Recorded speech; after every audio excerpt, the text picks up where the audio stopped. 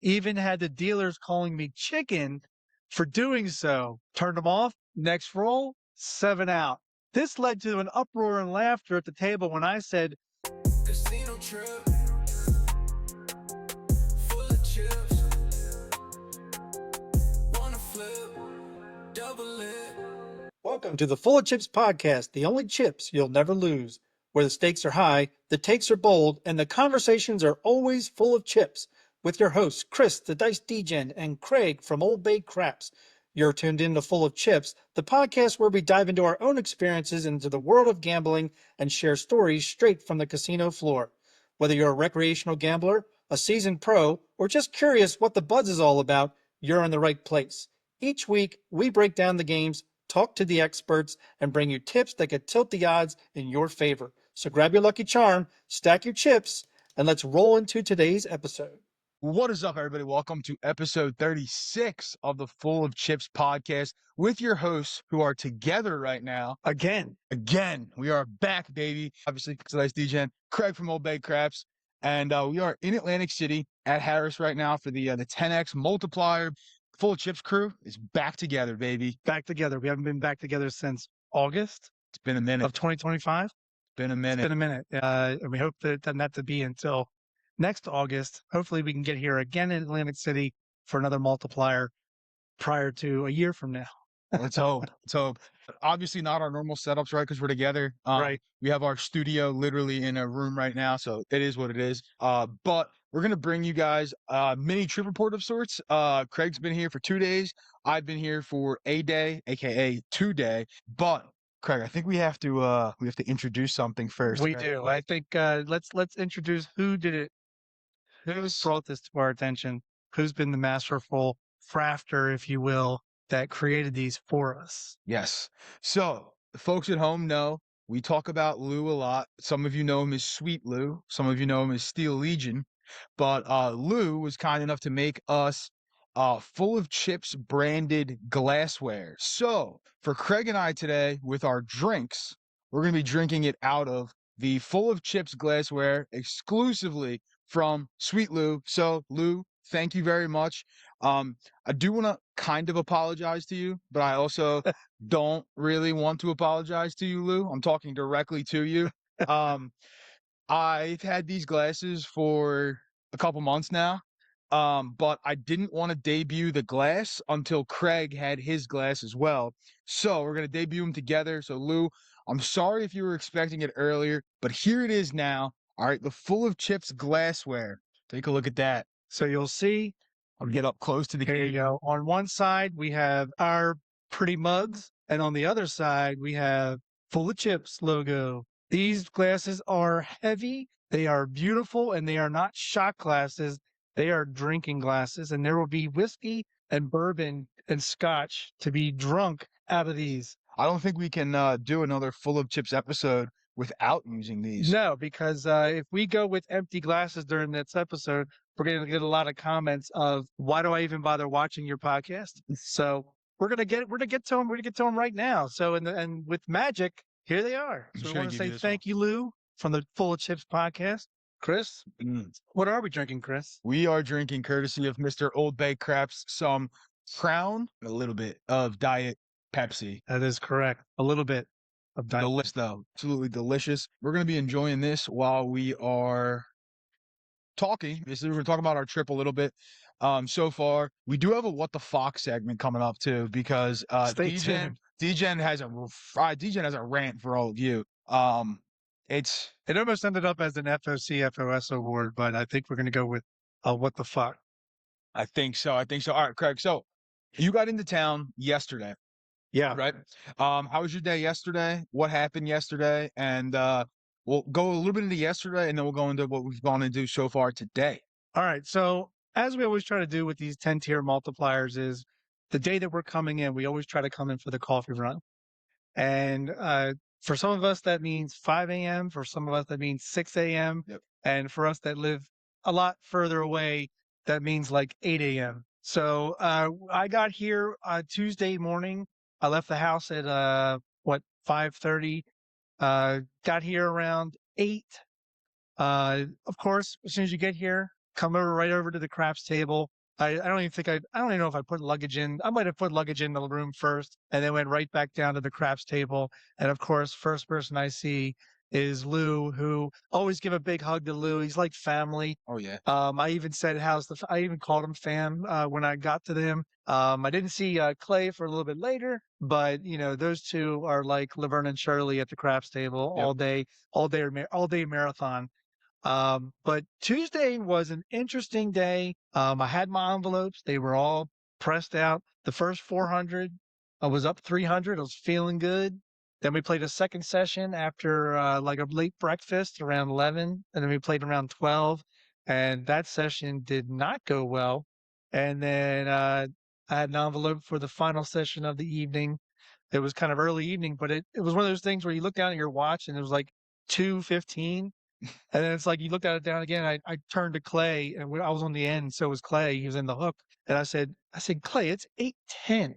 I was like, last time I looked at my watch, it was 2 o'clock. He's like, yeah, it passes quick here. Yeah. But we ended the night. I ended the night up horribly, but I knew that there were still 2 days here because I'm here through Thursday. But so I was feeling pretty good. And then we went over to, I guess, the Harbor Place or what they consider like the Diamond Buffet. It was closed. We went over to AC Burger, which was closed because it was like 13 minutes past closing. The closing was at 9 o'clock. Yeah. So we wound up going to McCormick and Schmidt's. Okay.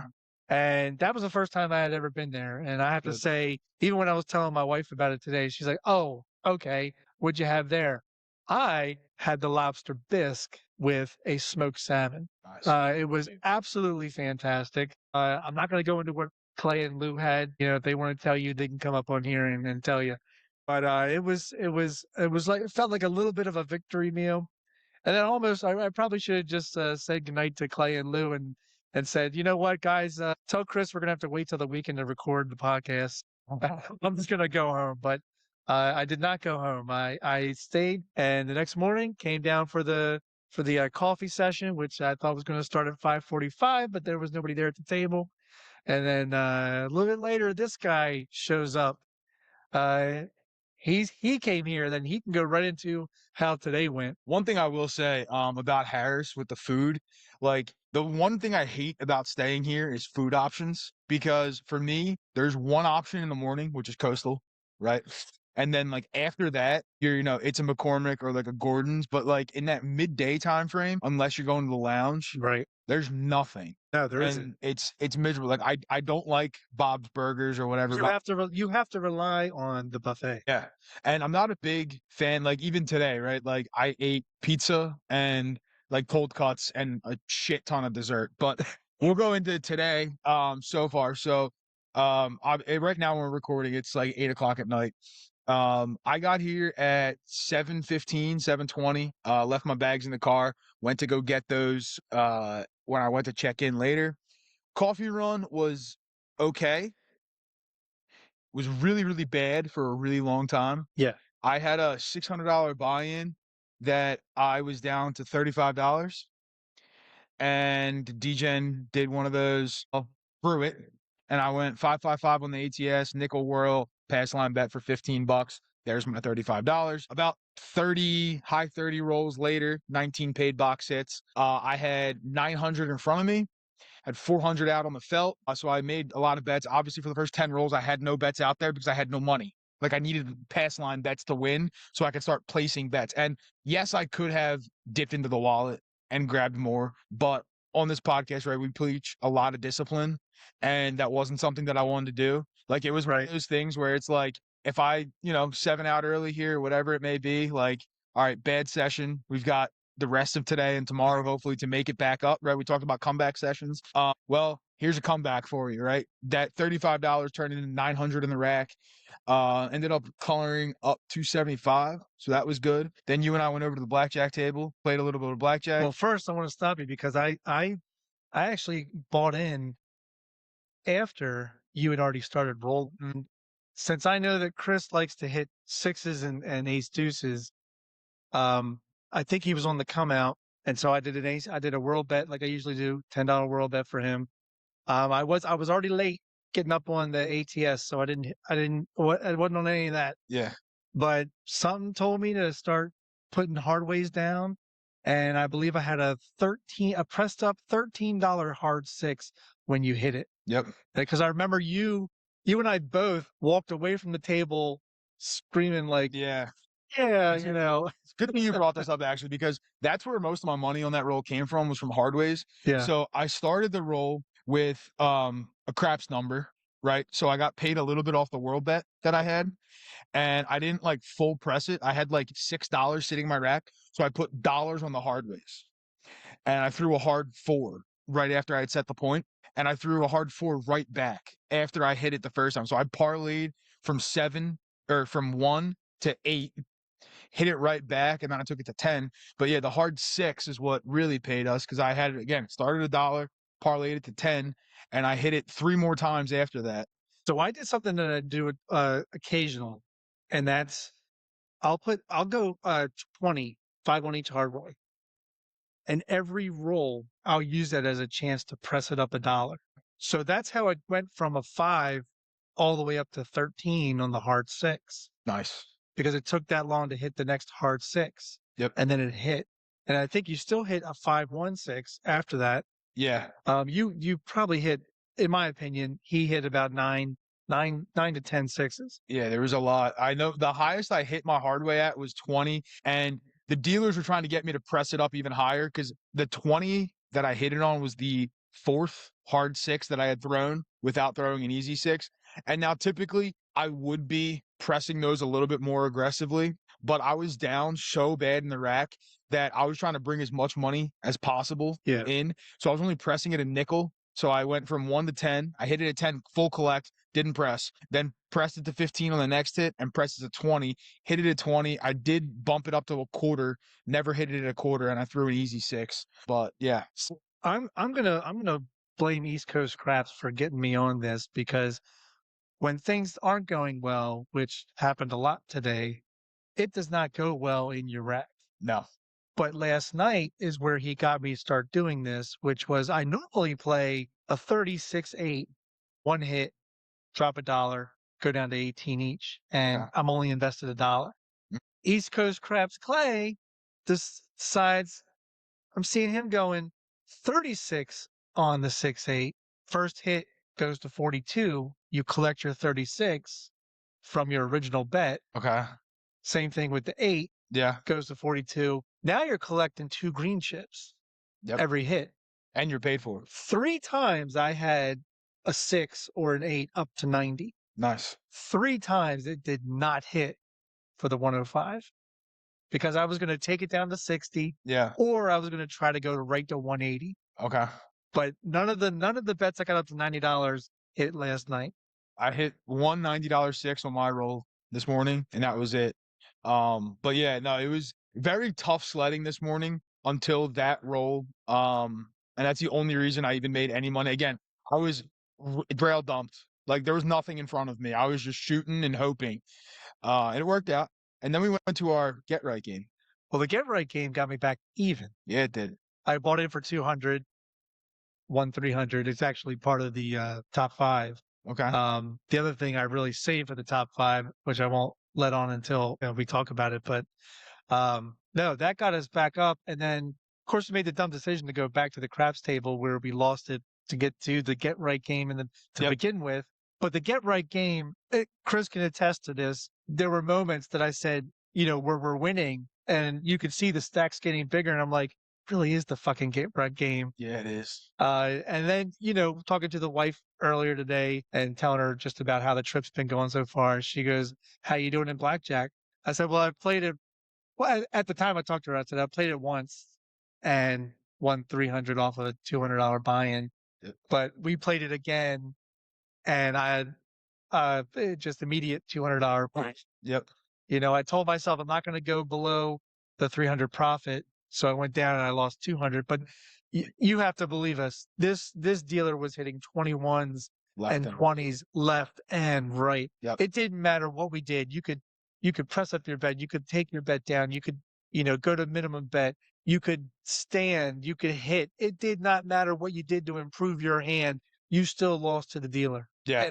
And that's where, and I did, where I was like, Chris, I got to color up. I gotta walk away. This is too much for me. Yep. Yeah, you colored up, and then I was still playing. I was down in that session, but then right as the shoe was ending, I had a pair of 4s that I was dealt against the dealer 7. Now typically I'm just hitting that. Right. But it was the end of the shoe, and I knew the 2 people who were next to me were not pulling cards because I think one of them had an 18 and one of them had a 20. Right. So I was like, all right, what am I going to do here? So now hindsight, I could have just pressed, or I could have left it, just hit. First card I pulled was a 10. So I had 18, right? But I actually split the 4s. Now I typically don't do this, but it was the end of the shoe, and I was like, I know they're not pulling cards, and if I screw everybody over, my bad. But you knew you had a chance of splitting the 4s, getting 14 on both. Yeah, and being screwed. And then, well, not being screwed, but having the dealer busts. Yeah. So what I did was I split the 4s, right? First card comes out, it's a 10. It's like, shit, because I got to hit this, right? Because I'm up against the dealer 7. Right. Got to hit it. So I hit it, and I pull another 4. 18. Next hand, I have 4. All right, I'm doubling this one, right? So I split, now I have a double off the split. Now, this is where, especially when we were talking to Bruce with the Blackjack brief, right? This is the kind of situation that you're really happy when you win, Right. but you're potentially getting yourself into trouble, right? And I knew I was getting myself into trouble, but I also knew this was the last hand I was playing. So I was okay with the decision I made. Yeah. Right? So I double off that, and I get a 10. Perfect, right? Dealer flips over 17. Bada bing, bada boom, won all 3 hands. That actually put me from down to up on the session. Immediately after, color me up, I'm out of here. Now, in the first session is when I got the 6s. Yep. And I split the 6s. Mm-hmm. And then another 6 came, and I got to split 3 times. Another 6 came, but they wouldn't allow me to go over 3 splits. Yeah. So I had to use the 6 on the 3rd split as a 12. And I think I stayed because they had I want to say a 5, 4 or 5. It was something that you would normally stand against with if you have a 12. Yeah. Because they have a more likely of a chance to bust. Yep. And then on the other 2, 16, 16, I stood, won that. That was a pretty fun win because I was trying to get rid of those 250 chip dealers, what I call dealer tips. Yeah. And every time I tried to get rid of the dealer tips, I kept winning the hand. Yeah, and he's checking change and at some point she's like, Jesus Christ, here's some 1s. Yep. Like she just started giving me 1s. And then every time she would take my pink 250 chips and just give me a red chip. Yep. It was crazy. But after that blackjack session, right? So we played 1 crap session, 2 blackjack sessions, right? Because in between the 2 blackjack sessions, we went to eat at the lunch. Go back to the craps table after those 2 blackjack sessions. I'm up $500 at this point for the day, right? Not a big win, but I'm happy with it. What do? Dump it on the craps table. PSO. PSO. So I was doing fine. I was treading water twice around the table.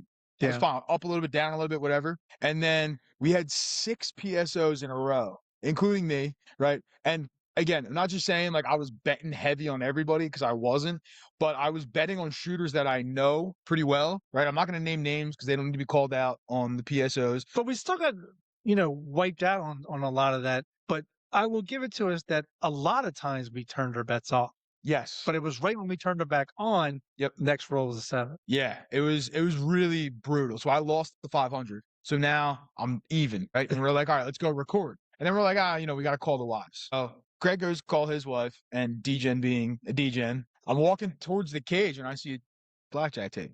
What's the $25 blackjack table. I'm like, all right, here we go. Let me sit down here. And I played for like 45 minutes. Ended up $100. So right now, at this current moment, I am up $100.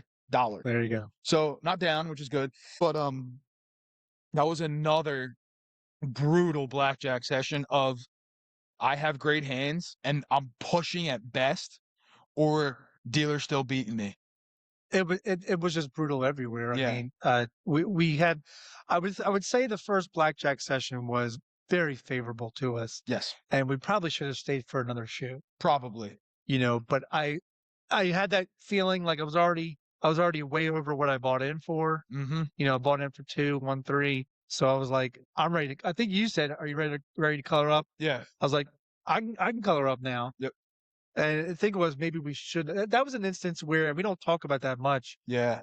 Where are those moments where maybe you should have stayed for another shoe because it was hot? Yeah. I mean, here's the thing though, right? Like on that session, right? We played half of a shoe because we bought in Correct. half, like Which was we made it up a surprising. shoe. If we were at Tropicana, all Yeah. the placards are up and all the placards say, do not, Yeah. may not buy mid shoe. And again, proper etiquette, right? We asked everybody at the table and they were all like, oh no, please, like buy in, buy in. And mind you, we were standing behind this table for a few minutes. They were getting crushed in the few minutes we were standing there.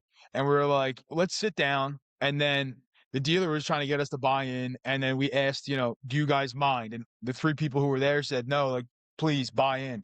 So we bought in, played that half shoe, and then one more full shoe. You were up 300. I was up almost 300. I was up like 275 or something. And here's the thing though, right? Like if we would have stayed, we could have given that back. We Right? could 'Cause have, we don't know how that shoe was gonna go. but I think the way that it was going for us, even with the shoe changes, because for whatever reason, I was the one that kept cutting the deck. Yeah. And I was doing deep penetration cuts. The guy that bought in next to us for a short period, who had a monster split. Yeah. I think he had like a $300-400 split. He came in and he cut the shoe. If a regular 6-deck shoe, you always want to do a deep penetration cut Yep. so you can get the most if you're counting cards. He cut it like 1 deck in. Yeah. They recut it anyway though here. That's the problem. Well, and I don't know if that was the same dealer that we had a dealer. It was near the end of the shoe, and she went to swipe the card out. 2 cards came out, one Mhm. face up. Now, if I had gotten the card that was face down, I'd have hit 21. Yeah. But because we didn't know Which card was. which card was the one, because the aces was up, Yep. and the 5 was down, and we didn't know that the 5 was the 5. Correct. And so we called over the pit boss, and the pit boss said, "Did anybody see which one came out first?" And none of us knew. Yep. And the dealer didn't know herself. Yep. So they decided, since it was the end of the deck, we could all pull our bets out, Mhm. and they would just go ahead and reshuffle the shoe, which they did. Yeah. And usually like I'm very honest with those kind of things. And like I genuinely didn't see which card came out first, whatever. Mind you, the reason why we also wanted to like just call it, you know, a null deal, pull our money back, and let's Yeah. get a new shoe going because the cut card was the very next card out of the deck, was because dealer had a 9 up, right? You had a 16, or you had a 15. No, I had a 16. You had a 'Cause if 16. I had gotten that 5, I'd Yep. have 21. So you had a 16, or the guy next to you had garbage, right? You had a 16, I had a 15. Guy next to me had a 14. And like nobody around the table had a good hand at all, right? So if somebody around the table had a good hand and they wanted to play out the hand, I would have said, all right, fine, we'll play out the hand. They all agreed that Yeah. that 4 out of the 5 people playing would have lost. Yeah, well, the dealer had a 9 up too, right? So like, I mean, again, we all assume 10 under, which is not always the case, obviously, but that's what you assume. So like, we got to beat 19. Well, technically, you don't know what the card is, right? You're hitting on 16. Right.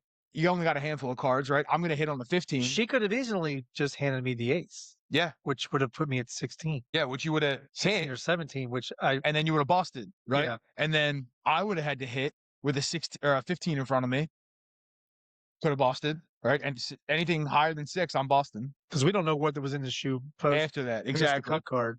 Word to the wise, when you're playing in those situations, if something like that happens and you can like null the deal, right, and just pull your money back, honestly, it's probably your best bet. Now, yes, there are some times where, you know, somebody's got a hand at the table, but this actually happened to me when I was at Caesars 2 weeks ago, Yeah. where there was a mixed deal coming out of the shoe, and it was up to everybody individually if they wanted to pull their money down. It wasn't a table decision. Okay. So it was up to you as a person. Do you want to pull your money down or not?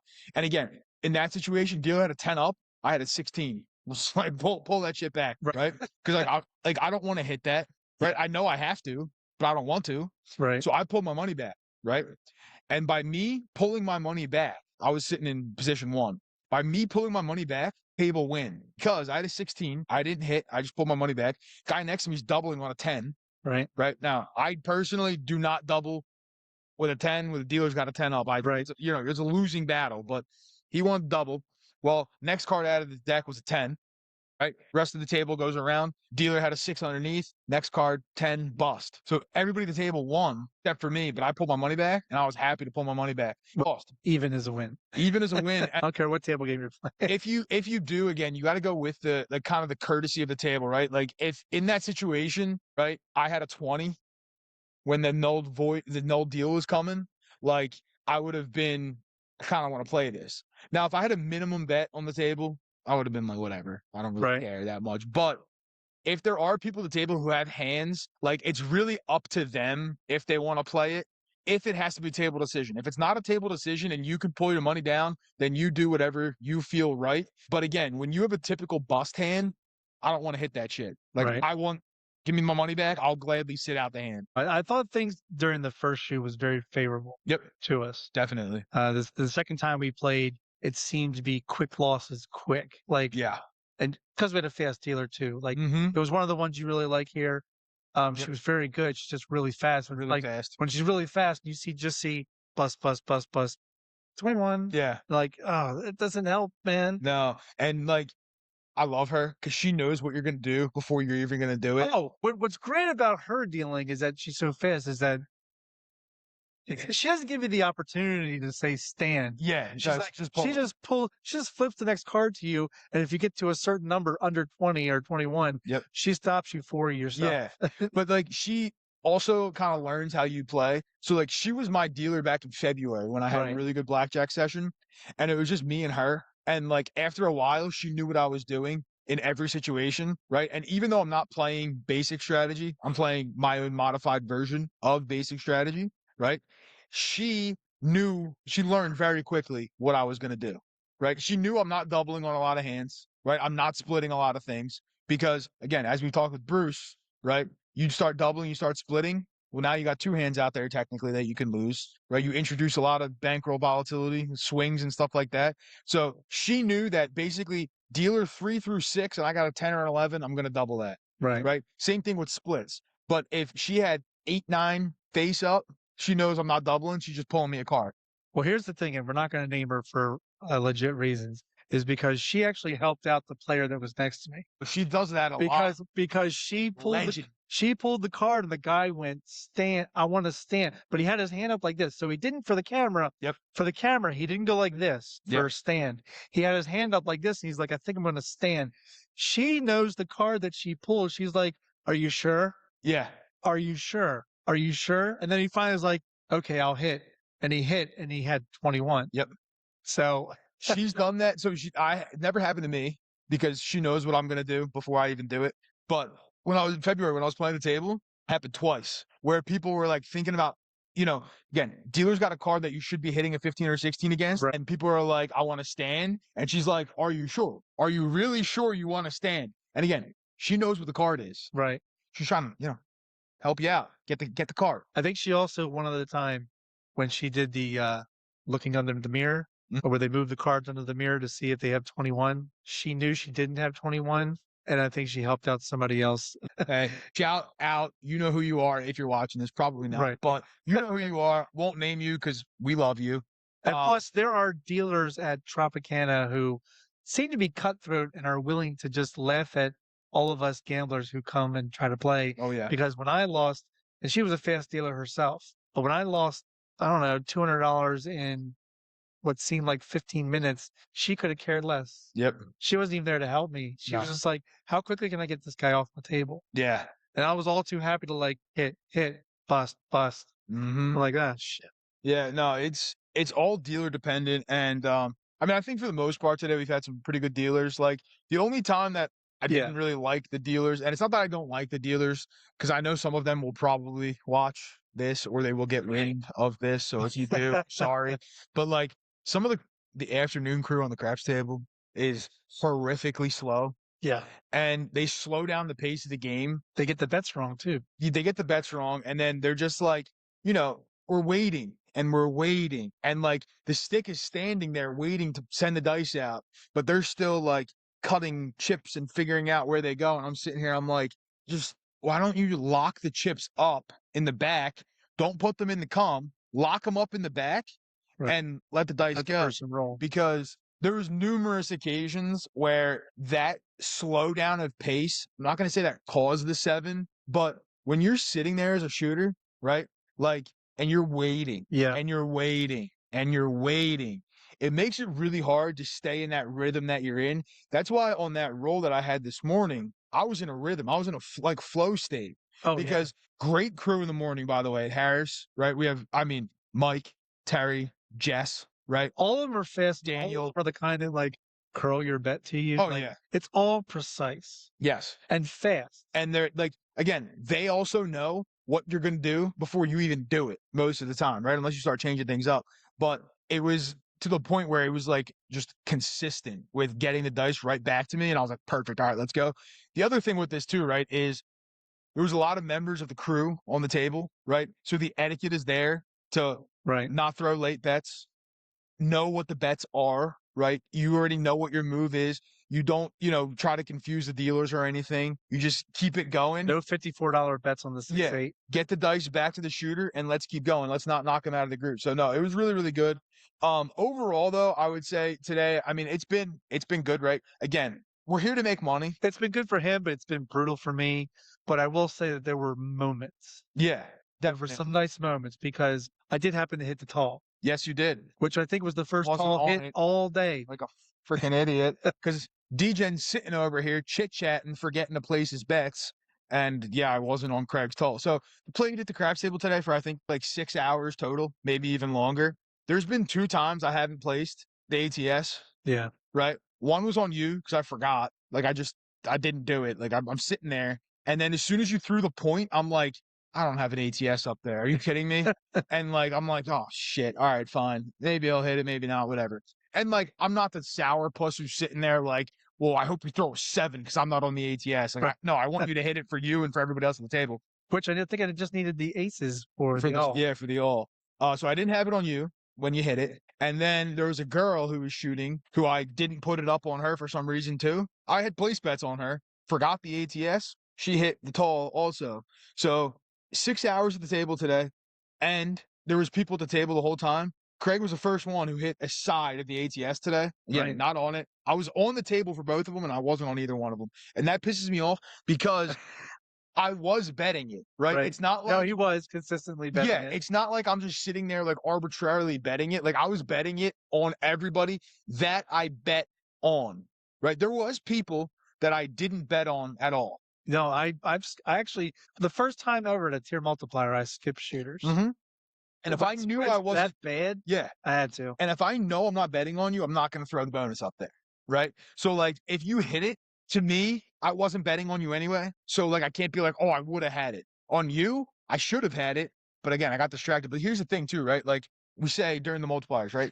We're here to also earn status points, Right. right? So obviously, yeah, I'm here to make money, but I'm also here to earn points. So like my bets aren't very complicated. I'm not going out there massively, right? And I'm trying to rack some money, press some, all that kind of stuff. But for me personally today, it's been a good day of earning points. Now I could have earned more. I haven't earned as much as I could have or probably should have. But again, I've put videos out on my channel on this where how I play during multipliers. And some people may call it a bitch. Some people may call it stupid. But hey, I'm betting like 2 numbers, maybe 3 numbers. But Right. here's the thing. I thought the craps tables rated us very well this week, Yeah. Oh, yeah. but the blackjack tables were shit Yep. on a stick. Mm-hmm. Like if you're looking for the same kind of competency, You're not going to get it. you're not going to get it at blackjack. Here's the other thing too with blackjack, right? We weren't there for that long. I know, but I mean, like the first time we played, we were there for an hour and an hour and Hour a and a half. half, yeah. And we Hour and a half, and we got what between 22 and 39 yeah, tier it's credit pretty points. shit. But we I did got, a like, we did a 3-hour session of craps, yeah, and we're getting 1,600. Like yeah. Hey, I mean, it happens. It is what it is. I made my status. I'm happy about that. Yeah. But Can't be mad. no, but like I said, there were moments today that were really fun. Yeah. Even through all the brutality. Because I'm actually probably going to go home tomorrow morning, normal checkout. I'm probably going to use whatever free bet I have tomorrow as my last bets here, There you go. and then I'm just going to jet because I'm probably going home with like a 50% loss. But this is the first time that I've ever gone home with something. Yeah. I've always gone home with 0 too many times from Vegas, There you too go. many times from AC, and I've actually gone home with 50% loss, which means I have another bullet in the chamber for another time, another tier multiplier, and I've got plenty of capital to now play the local and build that back up $50 to $100 per session. There you go. That's the motto. You know, that's hey. So overall, I mean, it's been, again, here to earn points, right? And maybe earn some money. Obviously, going home with a little bit of loss, maybe we'll get miracle tomorrow with the free bets, and we'll see what happens. But we've earned the points, and my favorite part too about the multipliers is seeing everybody. Yeah. Right. So I get to hang out with people, right? Like you, me, Lou, Clay, Vinny. We went to lunch. Great time at We lunch. have laughed a shit Oh ton my God. to where our ribs are hurting. We're laughing Yes. so much. And we're gonna get into some of the laughter here in a minute. Yeah, no, like the laughter has me crying. Like in the morning there wasn't a ton, but that afternoon crap session was hilarious. I don't think it's probably the first time I almost saw Chris cough because he's laughing so hard. I was keeled over at the table laughing He so hard. he had himself on Lou like this, like with his head down. Yeah, I laughing. mean hysterical, like the one-liners and stuff. But what also could be the title of the episode was Smelly and Telly, which you pulled out. Smelly and Telly. Smelly and Telly. Now, I won't get into too much into Telly, but Smelly. That was Smelly number 2. Smelly number 2. Smelly Yes. number 1 is Lou could probably tell that story. Yeah. Because I wasn't there when it happened, Yeah. but I think it brings us to our what the fuck though, doesn't it? well, right before you get to that, I have a mini fuck. Okay. So Caesar's Rewards got rid of their rewards credits that we typically use for all the food we eat here. Mm-hmm. So I came in, swiped my card, no rewards points. Now I'm coming off Caesar's Rewards in August when we were getting 8,500 point rewards credits a day, Yeah. which is $85 of food money. Yep. So to come here and swipe my card and there are no more rewards credits anymore Nada. for food, Nada. it sucks, dude. Yeah. I have to be fortunate. I want to thank Clay. I want to thank Lou. We're fortunate enough to know people who are 7 stars who have a shit ton of rewards credits Mhm. and are able to use those for paying for the meals. And then Chris and I will just flip out the cash for tip, Yeah. you know, but I cannot believe they got rid of the rewards. And they're trying to replace it with fucking direct bets Mm-hmm. for $30. $30 direct bet. Yep. You don't even get it. You don't even get a $30 ticket. You get a $25 ticket and a $5 ticket. Yeah. Now look, the $5 ticket reminds me of Penn because that's my local Hollywood casino in Perryville. It's a Penn property and they suck. They're known for giving you $10 direct bets. Yep. It's 15 minimum table, but they give you a $10. Direct bets. You got direct add bets. stuff on top. What the fuck is the point? Yeah. Who knows? But it was great using the 25 at Blackjack. Yep. And because we won that hand. Yep. I So that used was all nice. 3 of mine at Blackjack because I got $60. But yeah, it's Unfucking unreal. believable. Good mini fuck though. But the what the fuck? Go for it. What the fuck? Warning. The thoughts and comments in the next segment may trigger you. If you are triggered, seek help from someone who cares. Ladies and gentlemen at home, if you're going to go to the casino and gamble, can you please, for the love of God, mind your personal hygiene? All right. First of all, this morning, right, when I'm shooting on my good roll, Lou's sitting there and he's kind of smelling some stuff. And I'm like, fuck are you smelling? Like, whatever. And he was like thinking it was maybe me or somebody around. And he's looking at me and I look at him. I'm like, it's not me. Like, I'm not sure what's going on. Smelled like straight shit at the table. Turn around. There's a guy standing behind us who's like kind of got his legs a little crossed. He's like leaning on the chair. What are you doing? Then I color up. He takes my spot and Lou goes, this dude, I think shit his pants. And I'm sitting there and I was like, yeah, he stunk, right? Oh, God. But then, on top of that, in the second session, guy sits down next to me. You can smell him walking up to the table. All right. Now, listen, I understand we all have moments where we probably don't smell the best, right?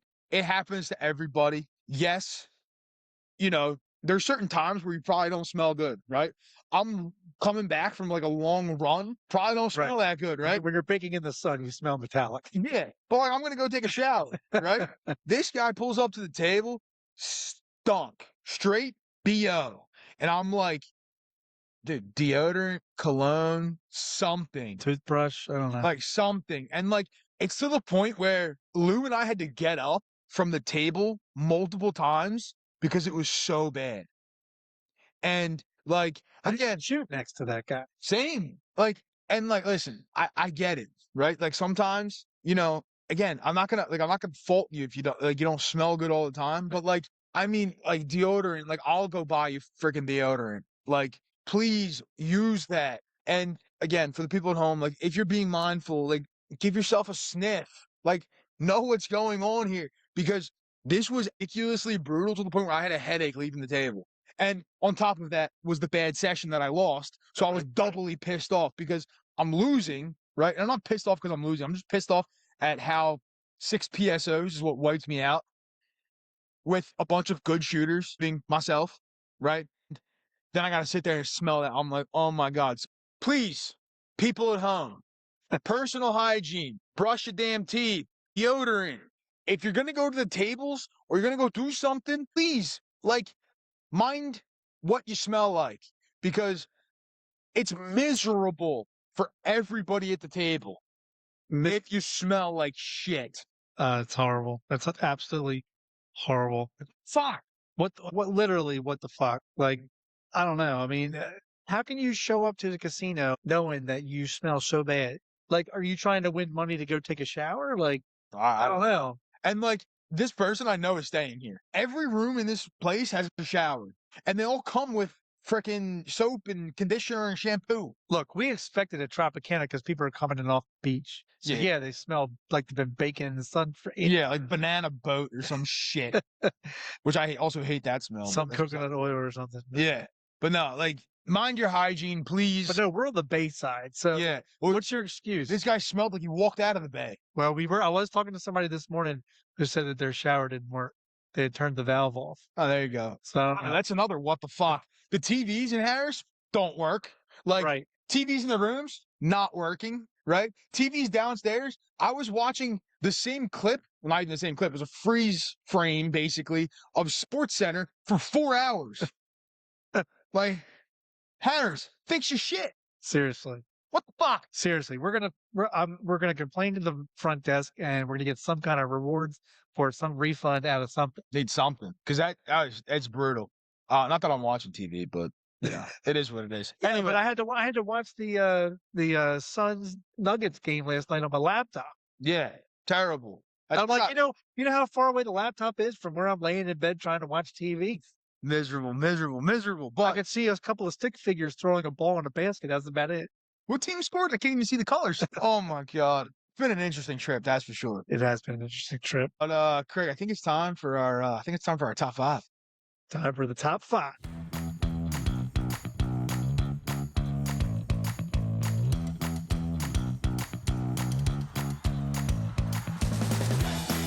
Top 5 decisions, the best decisions we have made at the craps table today. I'm gonna ask, can this also caveat to Blackjack? It is going to caveat the Blackjack because it was a decision from the craps table. There you go. So let's say top 5 betting decisions we've made It's today. going to be a little bit all around, but one of them I've already been speaking of, but because it's automatically it's going to be my number 2. But Okay.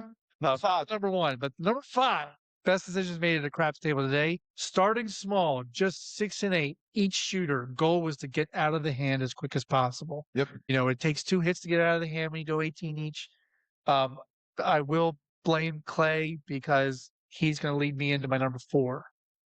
All right, my number 5 is going to be actually playing with profit at that second crap session. That was so bad because everything in me wanted to just buy in for more. Well, I wanted you to open up another envelope. Yeah, and I didn't. So I bought in for the profit that I had, right? Because we always say, go put your profits away, right? But it was, enough for almost one envelope. So instead of using another envelope, I just took the profits, and I still have the initial envelope that I started the day with. I Right. took those profits, which is a little bit less than the envelope, and played with that. And since it was such a nightmare, it was a money-saving glitch, I guess, for me, because once we left that table, it did not get any better. No. So I would have burned all of that envelope. Oh, Chris actually said, he, I went ahead because we were going to have lunch. And he's like, see if you can go ahead and get in line. You know, you'll be waiting there until, you know, Lou said he wants to shoot. Yeah. So as soon as I get there, before I even get there, Chris notices that I'm already, oh, he can see me at a distance already there because they're already walking up to where we ate the Diamond Buffet Yep. because Lou PS. Yeah. But I'm not saying that to make fun of Lou. Lou knows that we all PSO'd Oh, yeah. today Oh, yeah. at horrible times. Oh, yeah. And consecutively, which is Yeah. the problem, right? Because, like, one PSO you can weather, right? But when you have, like, 2 or 3 back-to-back, it hurts. When you have 6 back-to-back, shit, that It is very rare for you to have two strong rolls string together. yeah. You know that if you just had a great one and you hit the tall, that Mhm. when those things come back, honestly, don't even play on yourself. Or I'm not saying go on the don't against your own self, Yeah. but definitely go small, like a small 6 100%. and 8. And you know what? Don't be afraid to turn them off Yeah. after you set the point. Yep. Because PSO City, man. Terrible. All right, Craig, number 4. All right, number 4. So the reason I said that I'm blaming Clay, I have in parentheses that this actually worked on Tuesday night, but it did not work today. It really bit into the rack, which was on a hotter table like last night, starting $36 on the 6-8, and then each hit going to 42. Your bets are then paid off, and you have a $42 bet collecting 50 for one. On a day like today, it's the worst thing to play Yep. because that's an immediate $72 gone. Yeah. And when you only have 500 or less as a buy-in, that goes so quick. Yeah. It That goes does. so quick. It does. So I don't know if that was a good decision. It was a good decision on Tuesday night Yeah. because like I said, on a hot table, But tonight. I went from or four. today. I went from 4 to 900 very rapidly Mm-hmm. because it was all about collecting greens. Yep. You know, but not today. Not today. My number 4 is the decision to just go play blackjack. We were doing all right on the craps table, or even-ish. Go over to play blackjack. Sometimes we talk about the get right game. Sometimes you don't even need to get right. Sometimes you just need to switch what you were doing. But what did it do? It slowed us down. Yeah, and I mean we played for an hour and a half, and like I'm telling you, Craig and I were just hovering, like up a little bit, down a little bit, up a little bit, down a little bit. But it was like we were around even for a long period of time, which we were not having on the craps table. No. So it was a great decision, and it worked out really, really well for us that we were able to do that. Now, obviously, yeah, do we get kind of screwed on the tier points? Sure. But it was a good time to basically go take a break almost, but still bet while we were taking a break. So I'll go ahead and say this because your number 4 is my number 2. Okay. So my number 2 is to walk away a bit. Yep. Decided to play the get right game, which is blackjack. Bought in for 200, played for about an hour, and colored up 510. There you go. I mean, that's the best kind of sit down situation you want Yep. at blackjack. Blackjack is to double your small buy. Honestly, none of us are really buying in blackjack like 600 to 1,000. It's just, for me, because I still new at this. It's still a $200 to $300 buy-in max. Yeah. And if I can double that, shit, that's a good session. Good session for sure.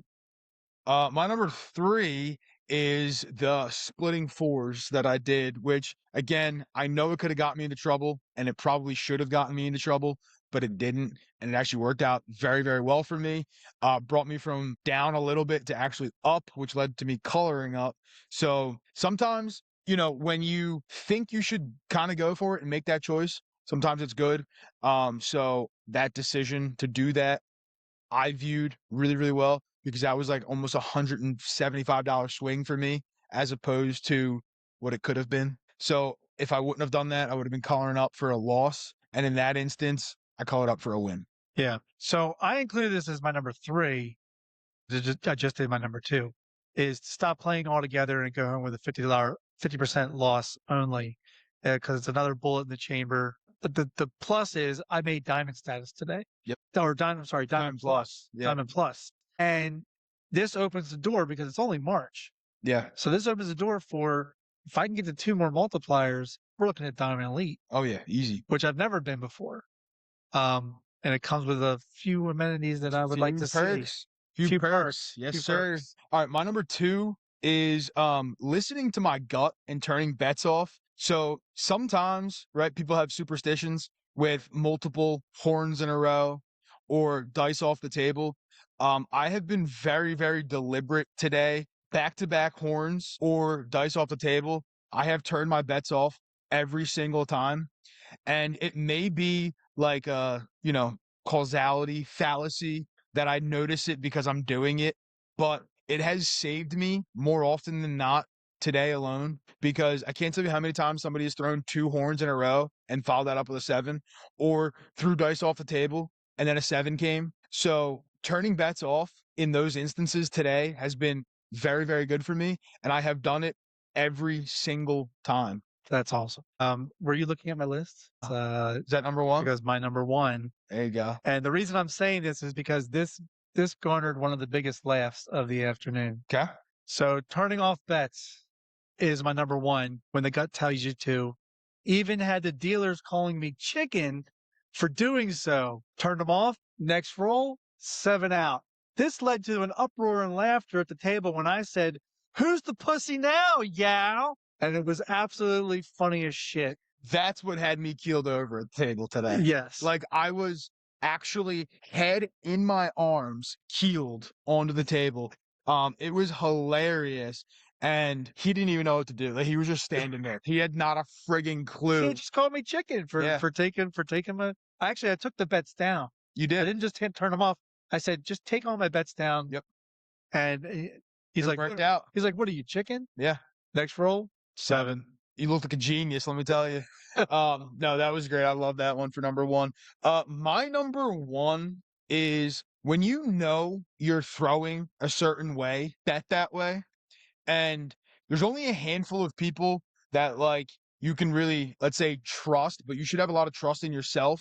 Yeah. So when I was down to $35 in the rack, I put my trust in myself to shoot, but I also knew, because I did shoot once before that I knew what my dice were doing on the table, which led to me betting hard ways, which led to that massive comeback. So if you know your toss and you know how the dice are performing with your toss, fully embrace that and use that to propel yourself with your bets, right? Again, like I said, I started $35. I didn't have a bet for the first 10 rolls other than a line. I did add some odds at some point and the hard ways, right? But I knew that the hard ways were coming because of how the dice were performing. I knew I was going to be throwing hard ways. You So I had to took win. advantage. You had to win your way to make more bets. Yeah, which like honestly is the shittiest place to be. It's the biggest challenge as a shooter Yeah.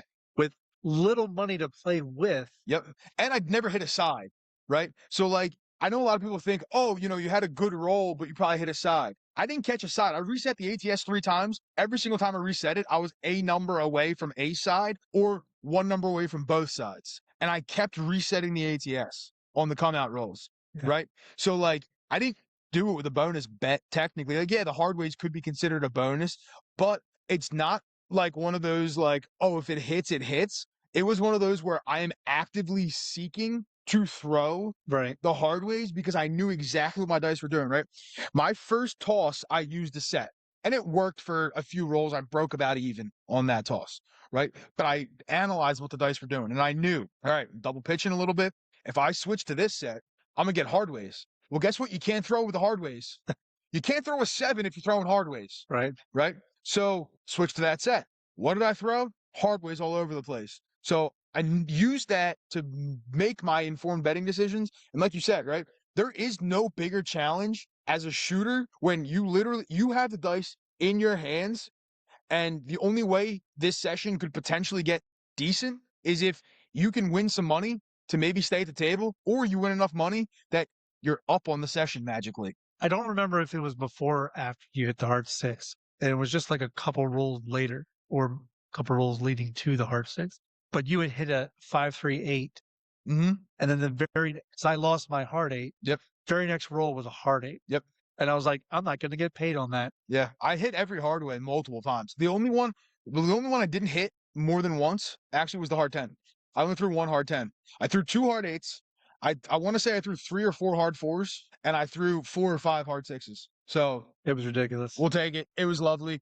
Craig, I do have to say one more thing. Big again, shout out to Lou. This drink tasted phenomenal in this glass. It was amazing. I mean, this might be one of the best drinks we've ever had in this glass.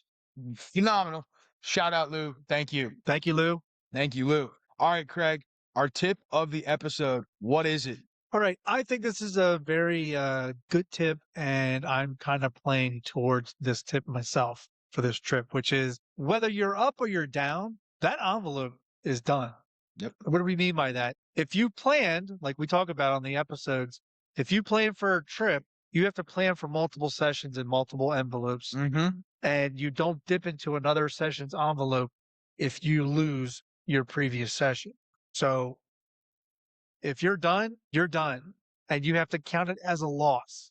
Sorry, but it didn't go well. Yep. Do not dip into your next one, or what's going to ultimately happen is if you do and it still doesn't work out, you're now dipping into tomorrow's envelope today. Yep. Or if your dipping into the second envelope brought you back to even, guess what? You just lost out on another session. Mm-hmm. Like if you don't build discipline into your playing, you're never going to win. No, definitely not. So I'm proof of the pudding. We talked about it ad nauseum about last April, being up, going home with 0. This time around, things didn't quite work out for me like I wanted to. First night was great, but I'm going to go home tomorrow with a 50% loss. But I'm going home tomorrow with a 50% loss, which means I have plenty in the chamber to still keep playing. I'm choosing not to. Yep. Because I'm being disciplined, and I'm like, I set this goal up before I came here that if I got to this point, I would stop playing and go home. Yep. So true. I made time and plus, which was one of the things we really cared about. Yeah. And I'm going home with money to keep playing at my local. Yeah. I didn't have that a year ago. Mm-hmm. And now I have that. So hopefully that just builds on and builds on until the next tier multiplier, and then maybe something good will happen. Because, the tall we hit today was the first tall or small or any kind of bonus bet that we saw in All day. this whole trip I've been. Yeah. I don't think anybody hit the ATS that I was playing with yesterday. I wasn't here, so I don't know, but and I think one person hit the small, one person hit the tall, but I wasn't on the table when it happened. yeah. So you cannot play with tomorrow's envelope. Nope.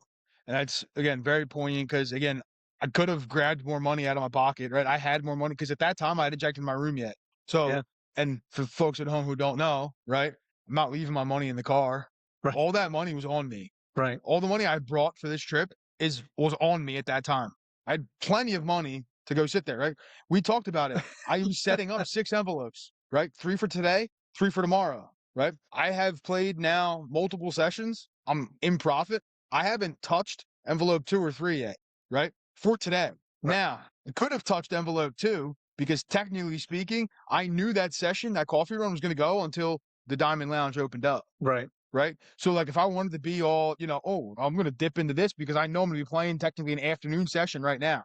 But I didn't do it, and you can't do it, right? You can't go into future money to use now. You have to chalk it up. I fully accepted. I lose this $35. It sucks. I'm done for now, and I'll come back later. Yeah. Right. But I fully accepted that. And I knew I was not grabbing more money out of my pocket because it was literally sitting in my pocket. Well, that's the thing. I'm still leaving with more money than I would normally buy in for a session. Yeah. I may not be up. I may not even be close to even of what I brought, but what I have left is more than a session. It's like a session and a half buy-in. So I'm going home with that. Plus my craps account has some money still in it outside of all this whole trip. So added to that, now I can go to the local for 200 to 300 to win 50 to 100 and start stacking the short stuff. Yeah. But one of the things I want to bring up, and it's a technicality, Okay. is had the envelopes. But again, like you said, I had to have them all on me because now they've added fucking credit cards to the safes in the closet. I couldn't close the safe unless I used a credit card. I'm not paying for a fucking safe. Mine doesn't have it. No, my safe, the bars were already out. They would not retract. And Heck? it said credit card at the bottom. I was like, the ones at Tropicana don't have that credit card slot at the bottom. I've never, that's wild. That's So wild. I was like, Mr. Harris, fix your shit. I'm like, guess I'm carrying everything on my person. No, my envelopes are in this. Oh, I didn't really, the envelope thing is like, so sometimes I use envelopes. I didn't have any envelopes at my house. Full transparency. Because we just sent out a bunch of like thank yous and stuff from the wedding and The all that. point is, it's the envelope theory. Yeah. Well, Well, you've broken down your money that you brought for the trip into. so what I segments. did was I have cash in a rubber band, right? And then I have all those, they're all sectioned out, right? So I had 6 cash rolls with rubber band, Right. and then all of those are in one more rubber band. So it's not an envelope, but it's the same premise of an envelope where I know So it looks like a grenade launcher. pretty much. Yeah. But it's because that's what I use because I didn't have any envelopes. I could have went and bought envelopes, but I didn't need to. Well, let me tell you. Let me add a little tip of the episode to you. The cashier's cage has envelopes. Ah, there you go. So I when you could get color up there. and it's too much to carry just cash itself, Yeah. ask them for an envelope. There you go. Tip for you folks at home. A great episode 36. Love doing these in person. Obviously love getting to hang out with you and all that kind of stuff. Had some major technical issues coming into this episode. Not gonna lie. But the crown helped. The crown helped. And again, shout out Lou for the glasses. They are sick. We hope you guys enjoyed this episode. If you want to see any full-length episodes, YouTube, Spotify, and Apple. Also, side note, hopefully they enjoyed episode 35. Yeah, the blooper reel. You gotta let us know. Put it in the Yeah, comments. let us know what you thought of the blooper reel because that was fun. And then short form content, TikTok, YouTube, Facebook, Instagram, and Patreon. Go find us on Patreon. The link is down below. And if you need to send us an email, fullchipspodcast@gmail.com. Like, take us out on our second episode in person together, episode 36. Well, one thing I want to say before I say anything else is one of the things I find great is that we already have 37 mapped out. Oh, yeah. When we get back after this AC trip, we're going to be ready to record episode 37. Yep. Which is only going to lead to the other ones leading up to 40, which we will have an interview for episode 40. Yes. So stay tuned and stick around. Oh, yes. Look, I didn't end up full of chips. I could have on Tuesday. Again, if I had left early and just not given a shit about meeting DGen It's all right. and I wouldn't have and felt doing anything. the podcast episode, I probably could have gone home like midnight last night. But unfortunately, I was full of lobster bisque and salmon, so I had to I was getting tired. And you know what's more fun than watching NBA on your laptop There you go. from 15 feet away? So you know, you can enjoy those things, you can enjoy those other things, you can enjoy the amenities, but you'll never be full of chips if you're not disciplined.